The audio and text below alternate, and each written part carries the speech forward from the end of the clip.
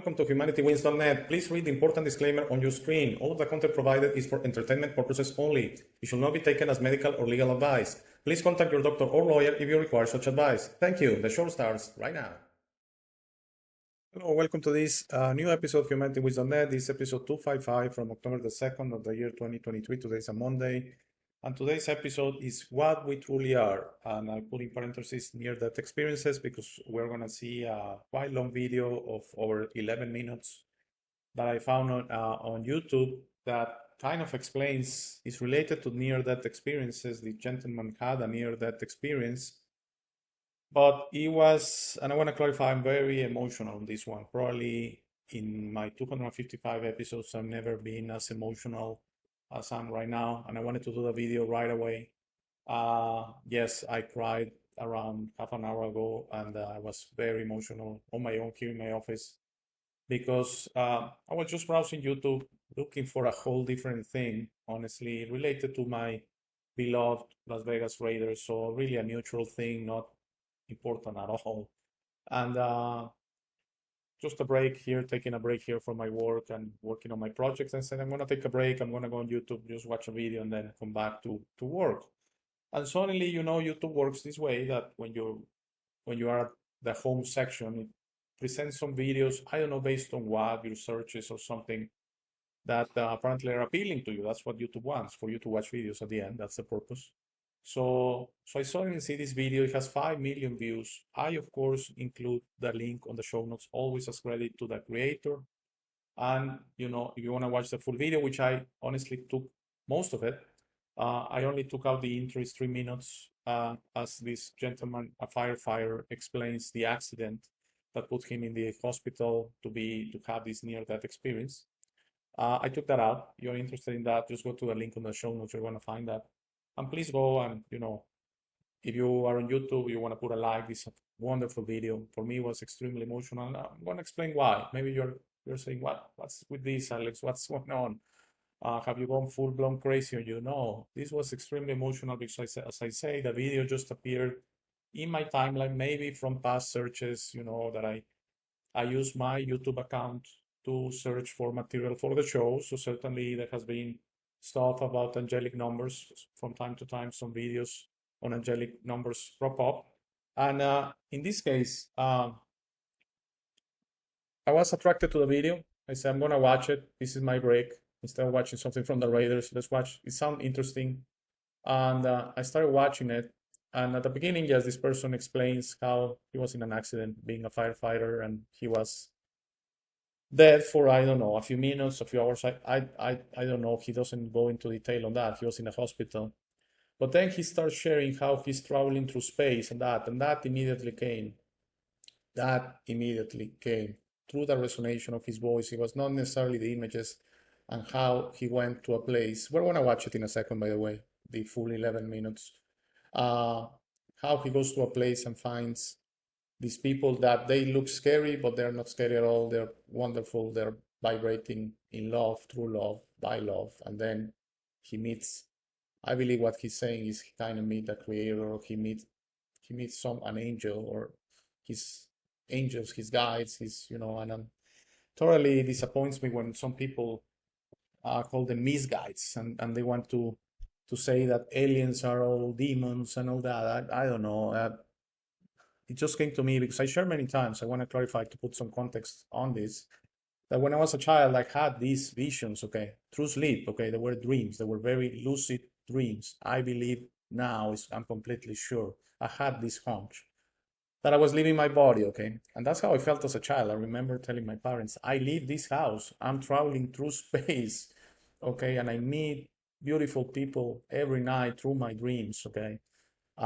So it came to me. And you might ask, what's with this, Alex? Did you die every night and had a near-death experience? No, because you do have these travels through near-death experiences, especially this gentleman. What I believe happened is he totally broke the matrix. He was traveling through space and he was going into a beautiful place. That's why he keeps saying, I didn't want to come back. I didn't want to come back.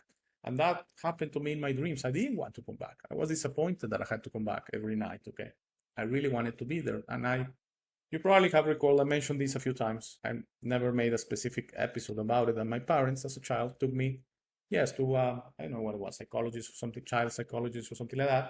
And he said, no, he's kind of remembering a show from TV probably, because at that time there was no internet. At that time, possibly through books. He says, does he read astronomy books? Because again, something is being implanted in his mind that he's having these nightmares, and they didn't feel like nightmares. They felt wonderful, like this person is sharing. They felt wonderful. Okay, but this doctor said no. It was a show called Space 1999, which I shared many times. Show from the 70s that the moon gets out of orbit and goes wandering around the universe. So they claim no more shows from him. He's too young for that show, and he's clearly being affected by it. So I couldn't watch it anymore. Actually, I'm very fond of that show. When I was a teenager or in my 20s, I made an effort to rewatch. There's only 2 seasons, by the way, and I watched every episode a few times. I love it. Beautiful show about space, about, of course, it's science fiction in a way by the mainstream standards. Okay. No, it was not a show. It was not a show. I was having an out-of-body experience, let's just call it that, which I believe happens when you are in a near-death experience or dead. Let's just say you leave your body behind. And I love how this person, I'm just preparing you for the 11 minutes, which are wonderful. I'm preparing you. Wonderful. Probably the best video I ever used as support for a show. How he explains, and that was amazing. How he explains, when you leave the body, you leave it behind. That's why I share. It's not that your body is bad. You help us in this reality. That's it. That's why I share the body should go to Mother Earth. And Mother Earth, your bones, your flesh, everything, your proteins, everything should go back. So it's given to something else, a fish, a tree, a dog, or whatever. Okay, yes, I know it sounds gruesome, but we put so much emphasis on the body because that's the flesh, and that's what is keeping us away from this beautiful thing that you truly are, which is the spirit. And I do believe this gentleman was in pure spirit form as he had this experience. And I totally agree with everything he's saying. And it made me remember my experiences and why all my life I had this intuition. This reality is not what it's supposed to be. We had a slight disagreement. I had a slight disagreement with the gentleman, okay? When he says that this is a test and, it's kind of, I don't know about that still. I don't know if this is a test or this is tainted, if this reality is hijacked, if we're supposed to experience what he was experiencing all the time. The emotions that he says that he left behind, that was beautiful to me. Yes, of course, you are not this as a spirit, and you can try and be this best version of yourself in this reality by leaving these emotions behind, by stop being belligerent, by stop being upset, by stop fearing, having fear all the time, by stop being negative, by stop talking about other people, by stop judging other people. All of these things, you can leave them behind today if you choose to. Okay, that's your true freedom. That's your true free will. If I continue going, I'm going to go for an hour. This is going to be a super long episode, and I want to keep it around 30 minutes at the most, so people are not put off by the time, because I really want all my subscribers to watch this one. This is really important for me. So let's go to the video. It's 11 minutes. It's beautiful. Please don't stop it. Please don't be put off by the length. This is wonderful, wonderful stuff. Let's watch it together.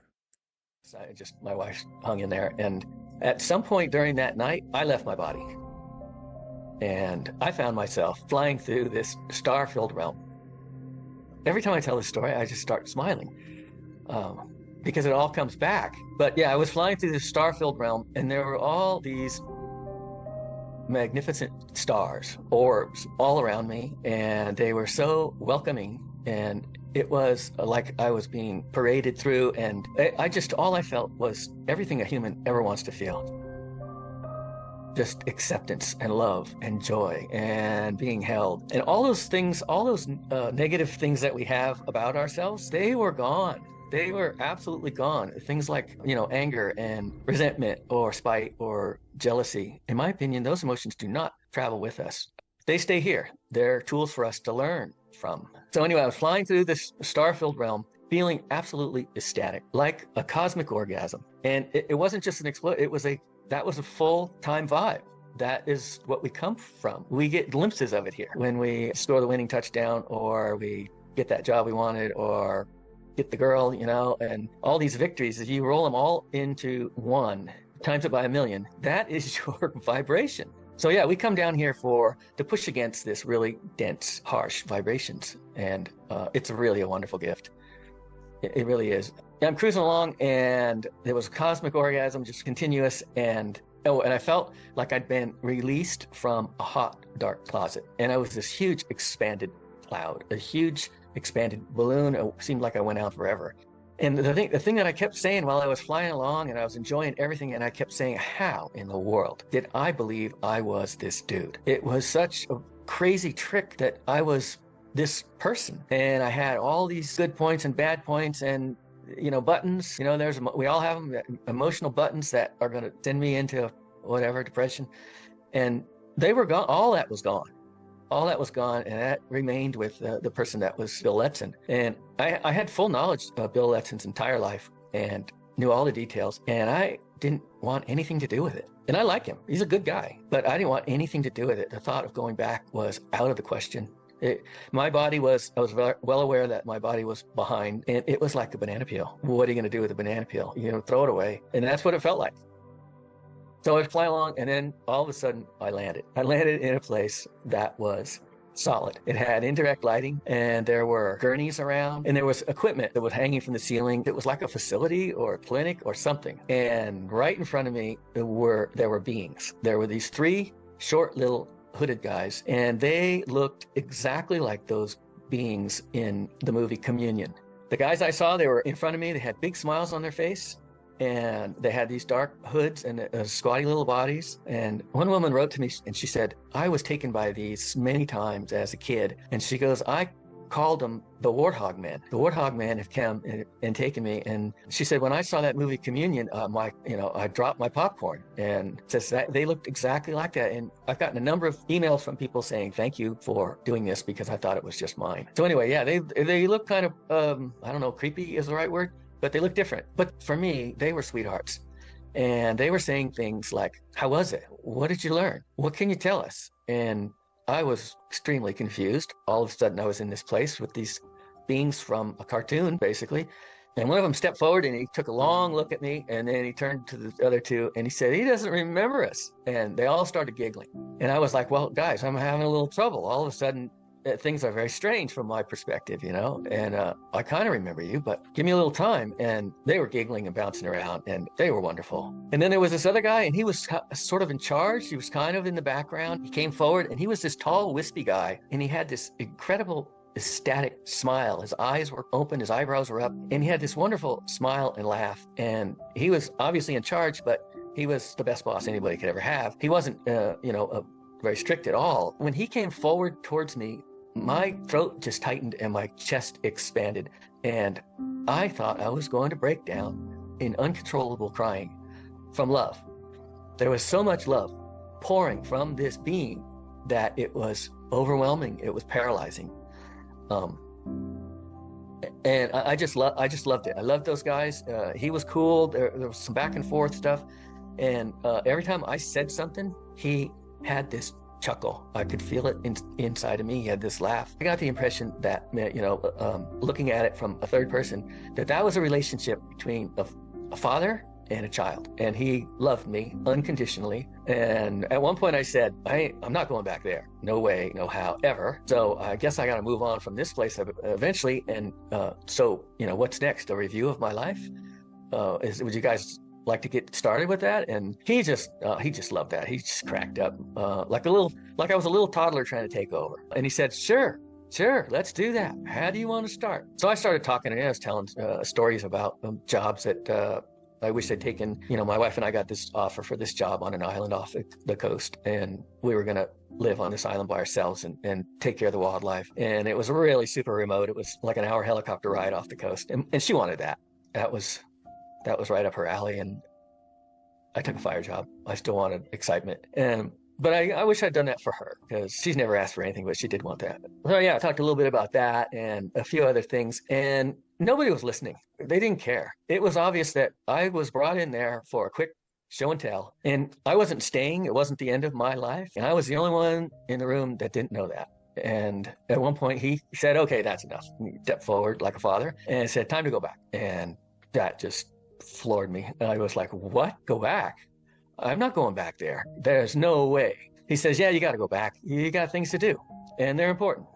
And the three little guys, it was like they were reassigned. They just disappeared. They went somewhere else in that facility, and it was just he and I. And he came forward, and he's like, "Okay, you're going back." And as he stepped forward, I felt myself slipping back. The place just started to break up. It started to dematerialize. It's like I was being beamed out of there, and I was going to another channel. I was going to another frequency, and it was a descending feeling. And I dropped away into darkness. It wasn't a good place. It wasn't someplace you wanted to be. It was lonely, and it was dismal, and you didn't want to stay there. Then I was back in my body, and I woke up, and a nurse came by, and she says, "You're awake." And I'm like, yeah, I need to talk to you. And she said, I just got to go tell the doctor. We've been worried about you. We didn't know what was going to happen with you. We didn't know what was going on. And I said, okay, that's cool. You can go talk to the doctor. But first, what am I doing back here? You know, I was pissed. I said I was home. I'd made it out of here. I was home with my best bros. How is it that I ended up back here? I had bought the farm. I was convinced of it. She said, honey, you've been in escrow, but you fell out of escrow, and now you're back with us, and you're going to have to get your head around that.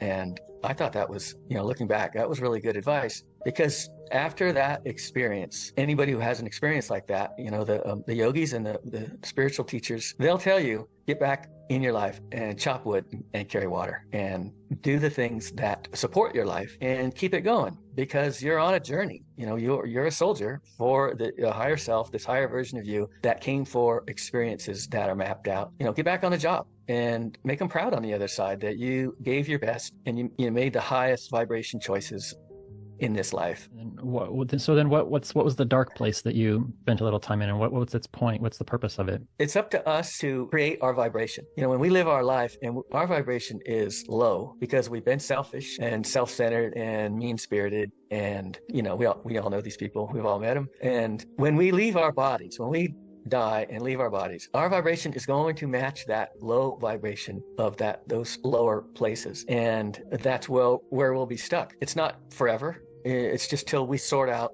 where we went wrong in this life, and because we are these infinite, amazing beings. If you listen to those people who, they give a video about going to hell, almost every time it's like they sort it out.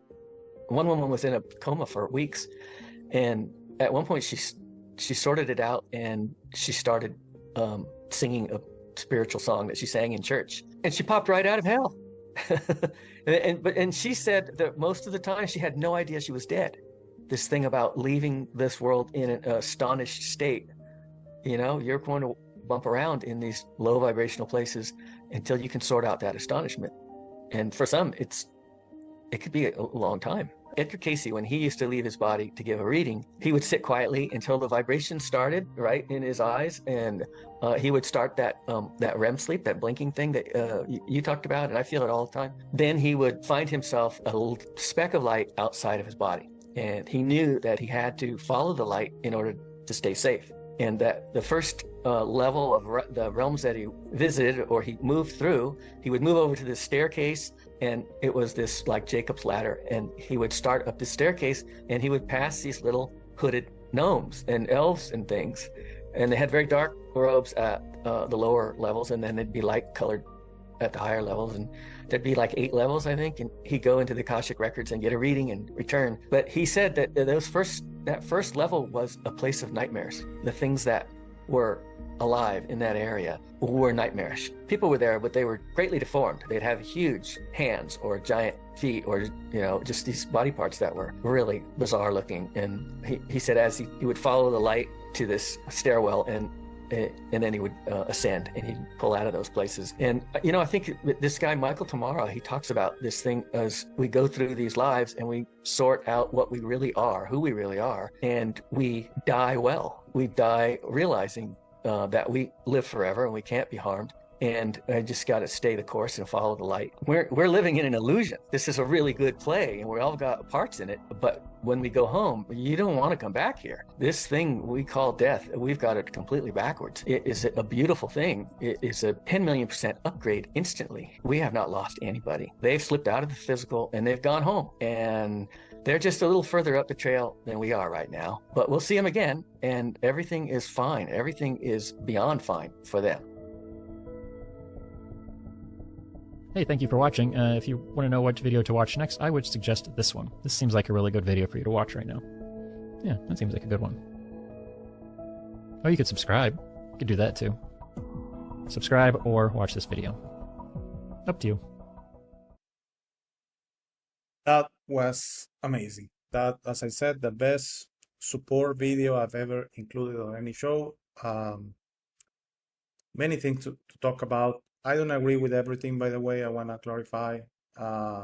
It's normal that it's impossible, I think, that you agree 100% with someone, and because our experiences are our own. We all have our own experiences and we see things differently. So, yes, when you die, what I believe is the best thing that will happen to you is what happened to this gentleman in his brief experience. He died and came back. That's possible, yes. Again, it was decided by him. He thought it was decided by the beautiful angelic guides he met. But it was decided by him. He still had something to do in this life, okay? And I'm sure he did. He ended up doing very important things. And I'm not saying as far as money or success, as he says about death, we got it backwards. We also got it backwards. What's really important in this life. He probably changed so many people's lives by coming back. That was the reason he had to continue this experience.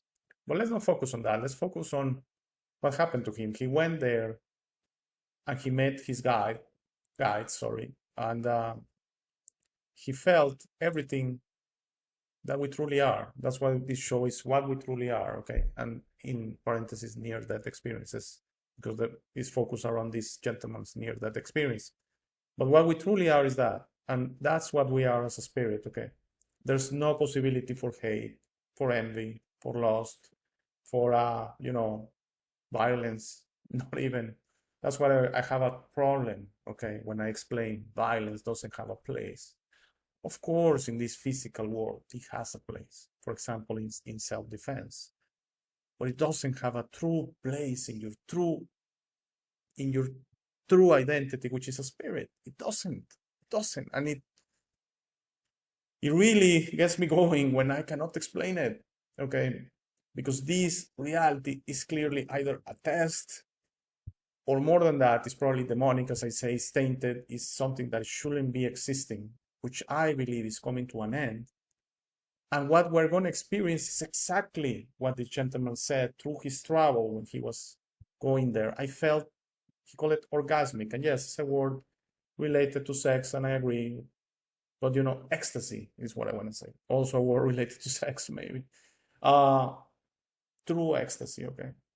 You see, there are no cars there, there's no money there, there's no food there, there is no sports there, there are no clothes there are no airplanes there are no travel there. And I could continue going with all the things you say you're going to miss from this reality. But trust me. When we truly are in spirit state, we're not going to miss any of that. Like he said, I don't want to go back. And I understand exactly what he's saying. I don't want to go back. Okay? We are going to experience that. And I believe that is coming to earth. It's coming the end of these material, physical, comfort and pleasure-based realities, which we compete against each other to have as much money so we can open the doors to comfort and pleasure. That's it. That's coming to an end, okay? That's what I say. Is there going to be pizza in the new world? No. Is there going to be beer? No. There's probably not going to be any food. Are there going to be cars? No. And if they are, you're not going to be worried if you have the best one, or the most powerful one, or the faster one. You're not going to be concerned about that, okay? You're just going to be enjoying being a pure spiritual. And maybe you're going to have a body, I want to say, but you can have a body. And in this 3D reality, dense reality, as this person says, this very dense kind of low frequency reality, you can still choose to vibrate as much as possible as a spirit and just have enough flesh to exist, okay? And I'm talking in a pure vibrational realm. You can choose to leave the things he was talking about, to leave the fear, to leave the hate, to leave the division, to leave all of these things behind, but truly leave them behind. Don't feel them ever again. And you're going to win in this reality, okay? You're going to start enjoying and you're going to start understanding what it means to be truly in love with everything and everyone, okay? To be surrounded by love, to be vibrating in love, because that's the true state of the universe, okay? So yes, for all of that say that there's no universe out there, there are no aliens, there's nothing, the earth is flat. I love you, I send you my love and light, but that's why I disagree, and I don't want to argue with you, because if you're gonna go with me with visual evidence and stuff like that, then no. I know it, okay? And that's good enough for me. I know it. There's a beautiful, like the picture I'm showing right now on the screen, there's a beautiful, loving universe out there. And these beings might look ugly to us through our mind. They might look something we should be afraid of through our mind. They're truly beautiful, as this person was saying, okay? So yes, we need to keep enjoying this reality. We need to keep trying to be the best version, and we need to try to steer as much as possible to the spirit, because that's what we truly are. You are not what you see in the mirror. You are not your body. That's just something here that you're going to leave behind someday. And trust me, the only thing is, I wish it was possible legally and, morally, I mean, not morally, but, that families will understand, to throw our bodies into the sea and let them sink, put some weights on them and let them sink and go to the bottom, so you could become food for fish and that, because is it really important you're there in a casket, and then right now, worst of all, they actually burn you. So you become ashes, so family can take to their house, or, the body is just the body, okay? It's just something that you need to exist in this 3D reality, which is temporary, which is going to end someday.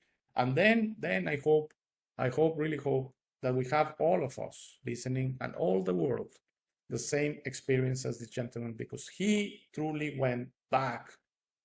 And that doesn't happen to everyone, okay? Some come immediately back to Earth. There's something going, that's the part I disagree. But he truly, I can tell, I'm 100% sure, he went back to the place we all want to go back. I hope you enjoyed this one. This was really, really emotional for me.